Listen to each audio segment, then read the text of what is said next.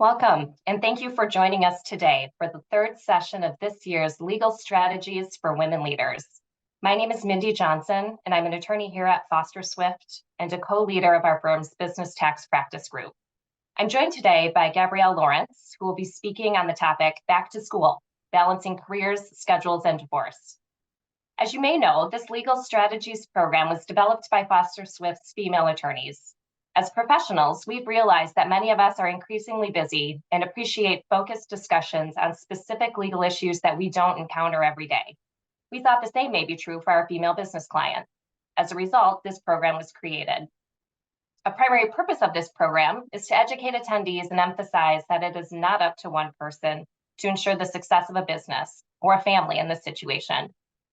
We have just a few housekeeping items before we begin. As mentioned, this is the third of 4 sessions scheduled for this year.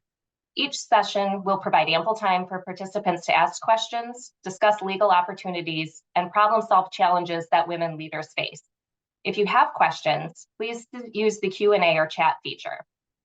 This session is being recorded, and we will email you a link following the program, along with answers to any questions that we didn't have time to address today. We want to be respectful of your time, so we will limit the session to 30 minutes. As a reminder, today's program is informational and is not legal advice. As I mentioned, today we'll hear from Gabrielle Lawrence. Gabe is an attorney in our firm's litigation practice group and is located in our Lansing office. She uses the phrase attorney and counselor to best describe her approach to helping individuals through some of life's biggest transitions, including marriage, divorce, estate planning, and trust and estate administration. As an experienced family lawyer and estate planner, Gabe listens for what is most important to her clients and helps them move forward with their goals. In addition, with a deep understanding that parent-child relationships are irreplaceable, Gabe is passionate about counseling her clients to preserve those relationships and about helping all parties navigate the challenging situations involved with non-traditional families. With that, Gabe, thanks for joining us. Should we get started? Absolutely. All right, so with the end of summer approaching, I appreciate that families are thinking about last-minute vacations and also sending their kids off to school. I can imagine that raises a number of questions, so let's dive in. If you have a child that's leaving the nest and going to college, or if they're over the age of 18, are there any documents that should be put in place? Sure. So I think most people have an understanding that when individuals are 18 years old in this country, they're considered to be a legal adult. However, I find that a lot of parents of college-age kids don't really have a complete understanding or appreciation as to what that means. And I'll illustrate this with a story from my own life. A few years ago, my aunt and uncle called me. They live in the Grand Rapids area, and their son had just graduated from high school and was planning to go to Northern Michigan University way up in the UP. And they said, before he goes to college, is there anything that we need to put in place legally for him? And I said, yes, definitely he needs powers of attorney. Powers of attorney are documents that allow the individual signing the document to appoint someone who's going to act on their behalf if they become incapacitated. So in this case, I explained to them, if he's at school and there's an issue with his bank account that's down here in West Michigan, if you're not on that bank account, you can't have access to it. Whereas with a financial power of attorney document, if he had appointed my aunt, for example, which he did, my aunt could take that document to the bank and say, I need to access this account, I need to put money in, I need to pay a bill, whatever the case may be. Keep in mind, this was about 10 years ago, before really everyone had Venmo and people were sending money back and forth that way. When I went to college, I had my mother on my bank account because I wanted her to be able to put money into that account whenever she thought that I might need some. My much bigger concern in this area is if he had become injured. We're talking about my aunt and uncle living in the Grand Rapids area, him being in Marquette. There's a big geographic distance in between those 2 points. If he had been, in a snowmobile accident or something like that, and was in the hospital, and my aunt and uncle called the hospital, Without legal authority, they would not be able to receive any medical information about him. That was a big concern of theirs, as it should be. So when people turn 18, I always recommend they have at minimum a financial power of attorney and a medical power of attorney in place. Most of the time, really, that's all they need at this time. We don't really need to be talking about wills and trusts for 18-year-olds unless they've become a TikTok star or something like that, and they have substantial assets to their name. But it's important for them to have those most basic legal documents in place. You talk about parents being separated from kids who are off to college, but what happens if parents are traveling, either with or without kids? What should they think about before they leave? I've had a lot of parents over the last decade or so come to me kind of in a panic and say, we're going on vacation and we just realized we don't have a will. We don't have anyone lined up as a guardian for our kids. What do we do? And sometimes I'm able to really quickly work through those documents with them in order to get a will in place before they leave. And sometimes we can't. But wills are very important documents for people to have when they have minor children. I have minor children. I have a 6-year-old boy and a 4-year-old girl. And honestly, before my husband and I had children at all, we put a will in place because I knew if we're gone, I want myself and my husband to have the decision-making ability to say, this is who I want raising my kids. Without that document in place, anyone who's interested in becoming the guardian for that child or those children can petition the court. I know in my family, there are a lot of strong personalities, and there would more than likely be a lot of people petitioning the court because, of course, my children are so wonderful and who wouldn't want them. But it was very important to me to make sure that my husband and I made that decision. Wills are important. You can have them before you have kids. You can have them after you have kids. Later is better than never at all. So everyone aside from 18-year-olds who don't have any assets really should think about having a will in place. I think we all kind of chuckle as we think about that one relative who we certainly do not want to leave our kids with. Yeah. And that name kind of pops top of mind, but everybody knows their people. Mm-hmm. Yeah, that leads us to our next question too, though. So if you do decide to leave your kids in the care of someone else when you go on vacation, how do you prepare for that? Is there anything else that you should do? There's this great document that I like to use called the Delegation of Parental Duties. It's essentially assigning responsibility to your children temporarily to a different individual. My husband and I went to Mexico in January for a wedding, and we left the kids with my mother-in-law. So it's just a one-page document. I quickly filled that out saying if she needs to take them to the doctor, if she needs to discuss an issue at school, whatever she would need to do in lieu of a parent being there, she would have the legal authority to do that. It's a quick thing, generally. It's a great security blanket to have. Even though we weren't gone for long, I think we were gone for 3 days. It really gave us great peace of mind and is a great way to make sure that she would have the ability to do whatever she needed to do without having to call us and try to find the power of attorney and do all of these different things. So that sounds like it's a fairly simple document that can be used repeatedly without too much effort and worry on behalf of someone, and to provide the assurance and peace of mind, like you said, to have that in place. It sounds like it's something everyone should be thinking about. Definitely. That's fair to say. Yep. Now, just a minute ago when we were talking about wills, you said it would always be good to have, even if you don't have kids. What happens if I did have an estate plan, but it's really old? It was made before I had kids and something else has changed, or I went through a divorce. How does that work with your estate plan? What should you do? This happens a lot. And very frequently people will come to me and they say, I created this estate plan at a totally different phase of my life. I had young kids. I was married to this person, or I'm still married to this person, but our life has changed dramatically. What should we do? Do we need to call this attorney who prepared it? Because a lot of the time that attorney is no longer practicing or they can't find that attorney. And I say to them, that attorney prepared the documents for you. They are your documents. You can do whatever you want to with them. Frequently, I have people come and bring me an estate plan that I've never looked at. I don't know the attorney who wrote it, and that's totally fine.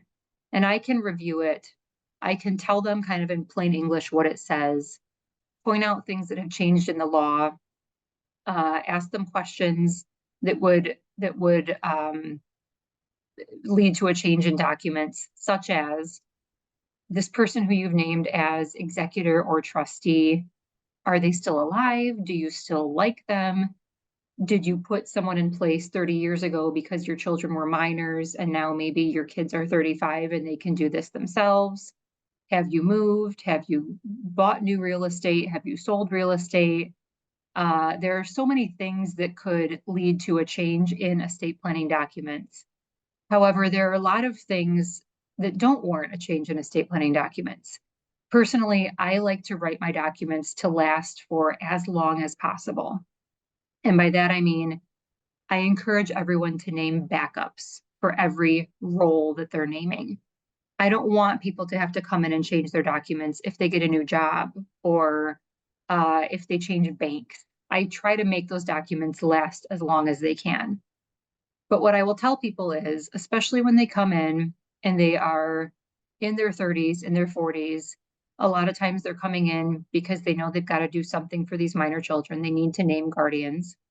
And I'll tell them this will likely last a long time. These documents will work for you for quite a long time. You probably will change them again in your lifetime. It will probably be in 25 or 30 years, but please call me or email me if something substantial changes in your life, and we'll talk about if there are any adjustments that need to be made. Do you have any examples of what those key substantial changes might be? Sure. The big one is you've put someone in a position of authority in your document. You've named them as the executor or the trustee or as guardian, and you don't want them to do that anymore. Mm-hmm. A lot of times people will name a married couple as guardians of their minor children, and then the married couple gets divorced. Sure. And we will talk about, what does this mean? What would this look like if they really did become the guardians of your children and they had gotten divorced? What would happen? Personally, my husband and I have named my brother and his wife as guardians for our children. And we did that purposefully. We named them as co-guardians because I love my sister-in-law. Even if they did get divorced, I would still want her to be involved in my kids' lives. But sometimes that's not the case. So if there is a divorce or something changes in the lives of the people who you've named in those documents, reach out to your attorney and at least at minimum have a conversation, ask if you need to change the documents, and just get kind of the real world repercussions regarding what would happen if you did or if you did not make changes. I really appreciate that point you had just made, because when I think about changes in life that necessitate updates to your estate plan, I think about changes in my personal life, right? Mm-hmm. Divorce, having children, but you also have to think about changes in the lives of those who you nominated to serve in those key roles. Yeah. So that resonates with me and may also resonate for a lot of people online. So we've talked about changes to estate plans, but what if you feel like the whole estate planning process is so daunting and so intimidating, you've just never gotten around to doing it? You appreciate that it's important, but are just inundated with the pressures and the time constraints. How do you even get started? Mindi, listen, I know that the area of law that I practice is not really a touchy-feely kind of law. People are intimidated by it. They don't want to talk about what's going to happen if they die. I completely understand that. I know that people think that this topic is depressing, and to a certain extent it is. I find that people also think that I'm going to need just boxes full of information from them. They don't know where to start. Very, very regularly, I hear from my clients, this was so much easier than I thought it was going to be. Most of the time, my process involves 2 or 3 meetings, and we can have all but one of them on Zoom if the clients want to do it that way. I don't need bank account numbers. There is some basic financial information that I do ask for, but I try to keep the estate planning information really as basic as possible. In my first meeting, I go through what I call estate planning 101. I get information from my clients so I know what recommendation I'm going to make to them. And I want to explain the recommendation to them because I want them to know why. Why do I want a trust? Why do I not need one? Why are my spouse and I having 2 separate trusts? I want them to know why they have the documents, and I want them to know what will happen to their assets when they pass away. My fear always is they'll talk to their friend and say, yeah, Gabe recommended that we have a trust. And their friend will say, why? What does that mean? Well, I don't know.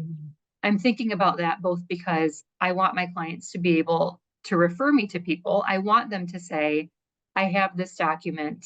You should have this too. Here's my attorney's card. Go talk to her.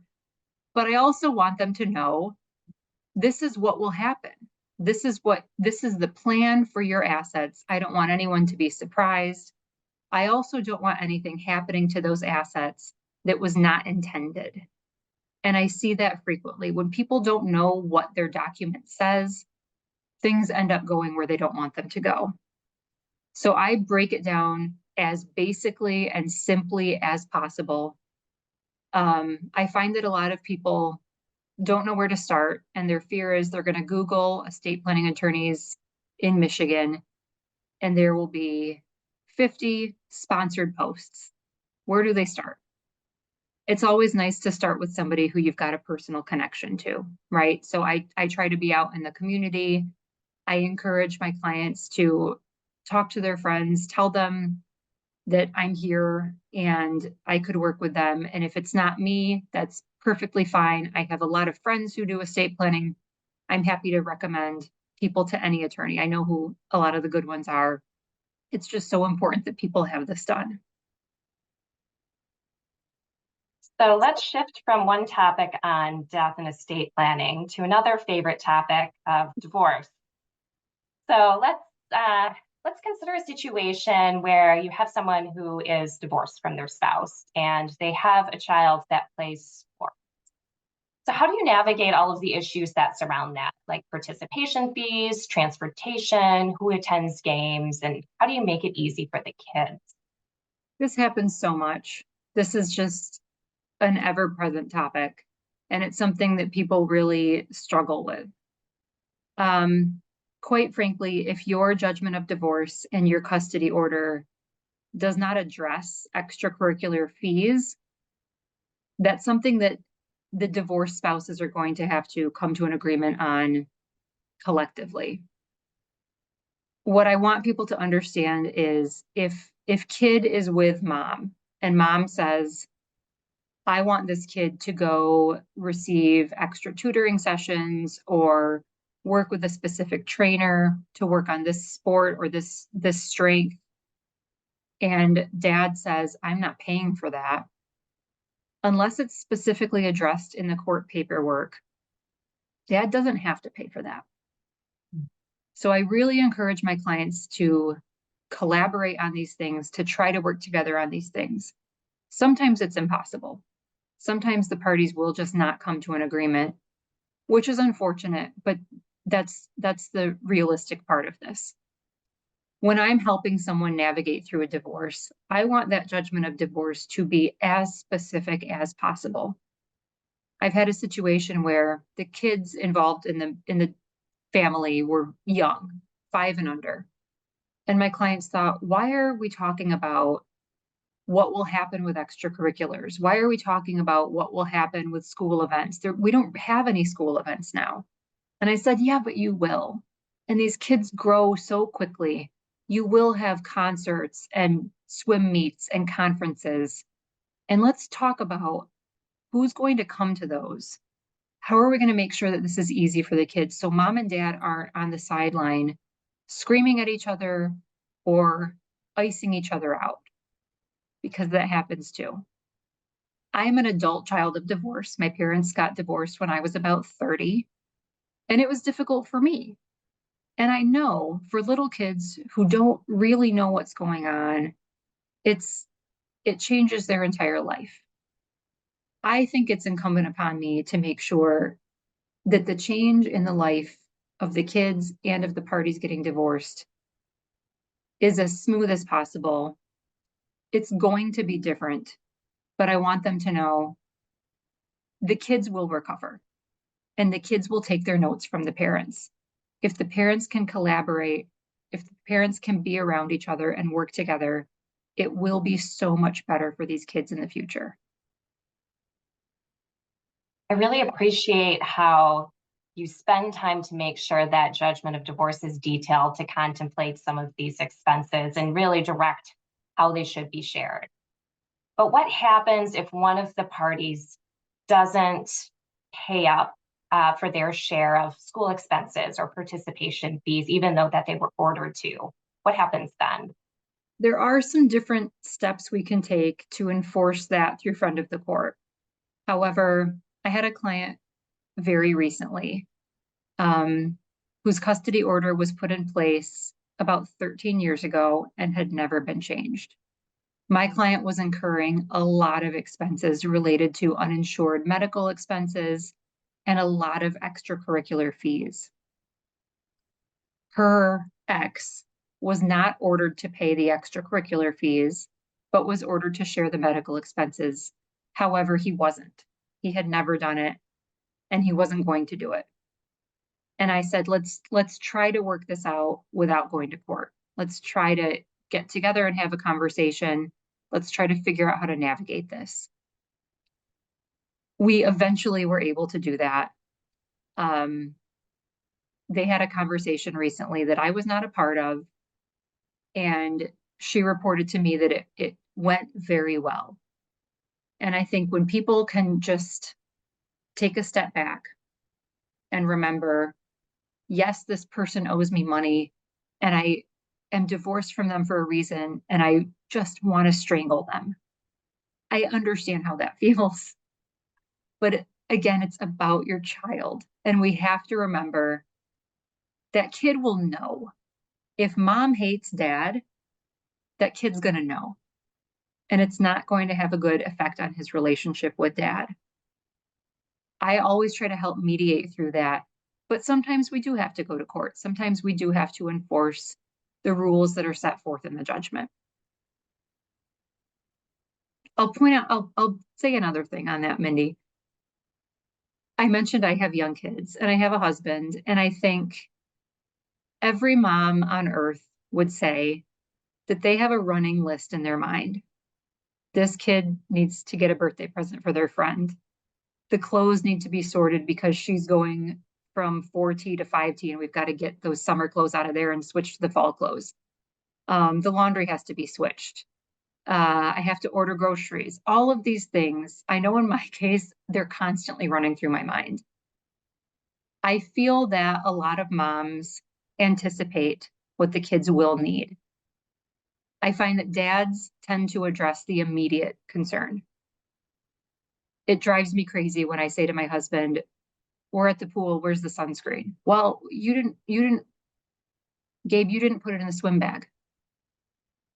You're right, I didn't, because they have two parents. And I thought maybe since you left the house last, you would have brought it. I get it. I understand. But what I tell my clients, mostly my female clients, is he's going to do things differently than you are. When you're getting divorced, you don't know how things will be going down in his household. He will do things differently. Just because they're different, it doesn't mean they're wrong.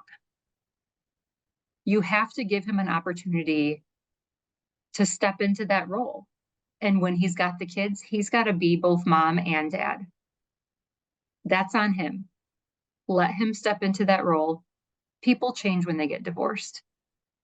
And it never ceases to surprise me to see how someone will become kind of that more holistic parent who's both addressing the immediate need and anticipating what the kids will need in the future. Well, thanks so much, Gabe, both for your expertise and willingness to talk with our group today. Really appreciate the guidance and information that you shared. My pleasure. We'll continue to invite attendees to ask questions through the chat feature as we wrap up here. And I want to thank all of you for attending this session of Legal Strategies for Women Leaders. As we mentioned earlier, we'll be sending a link of today's recording to you, as well as the short survey. We really value that feedback and look forward to providing you with valuable programming for the rest of the year. We do have one additional session scheduled for this year. Attorney Kelly Reed Lucas will be discussing the topic of business mediation on October 16th. So please save the date for that one. And as we wrap up, the screen should be showing a list of the firm's women attorneys, their areas of practice, and their contact information. This information will also be included in the link that we send to you, and we welcome any additional questions that you may have. As women professionals, we really value the opportunity to network and do business with other women leaders. So please consider this an open invitation to reach out and connect with any of us. I'm not seeing any additional questions here, so I think we can wrap up. So again, thank you for joining us today, and we look forward to seeing you at our next session.